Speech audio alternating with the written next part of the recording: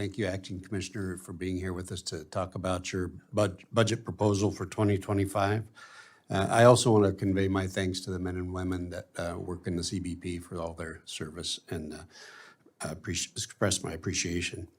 It's been clear for several years now that under this administration, we've seen an exponential increase in encounters and illegal crossings at the southwest border. But at the same time, the northern border, which has a fraction of the resources available, is also on pace to have another record year of encounters. And while the budget proposal does request additional agents to address administration and created crisis at the southern border, I don't think it's serious enough to address the real issues that we have on both borders. For instance, in fiscal year 2021, there were just over 27,000 encounters along the longest international border on the globe. By the end of fiscal year 25, this number was over fiscal year 23, this number was over 189,000. There's a lot of differences between the northern border and the southern border. Certainly a different approach is required. Last week, I was extremely frustrated that the National Park Service and the U.S. Fish and Wildlife Service announced that they will be airdropping grizzly bears that have a migration range of up to 1,000 miles into the North Cascades ecosystem, which is completely disregarding local public opinion. Recognizing there's a substantial National Park Service managed land along both our land borders, are you aware if there's any data to show that illegal entries are higher or lower on lands that have a threat of apex predators?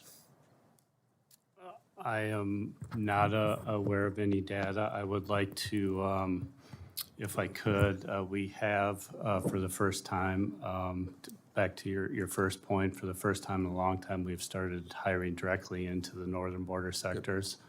Number two, I think in the area you're talking about, in the Cascade region, is that correct? North Cascades. Very few Border Patrol agents out in that area, as you know. We do have we have sensors, and we do train the sensors on threats to agents and some of those things with artificial intelligence, machine learning, which obviously in this case, we would do that. And as far as the crossings up in that particular area, I'd have to get back to you. Well, I'm wondering if the Park Service aim to support a whole of government approach, maybe, to secure the border and disincentivize illegal immigration on the northern border with the threat of predators like wolves and grizzly bears. Maybe that's what they meant by catering to visitors who seek to experience grizzly bears in their native habitat, just guessing. Did the Park Service or Fish and Wildlife Service consult with or notify CBP before deciding to airdrop these predators into the backyard of agents at the Colville, Curlew, or Orville stations? Not to my knowledge. I didn't think so.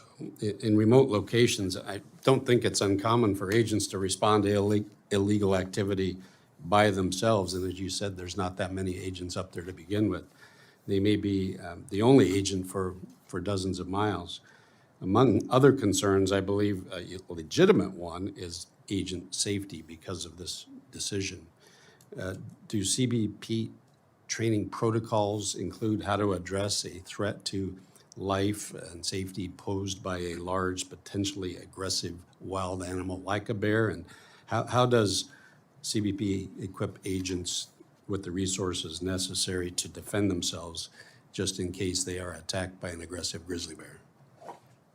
We do have training in those remote locations for things like mountain lions and grizzly bears. Believe it or not, we do get the training from the Park Service, and the spray, the firearms, and the like. That they will defend themselves.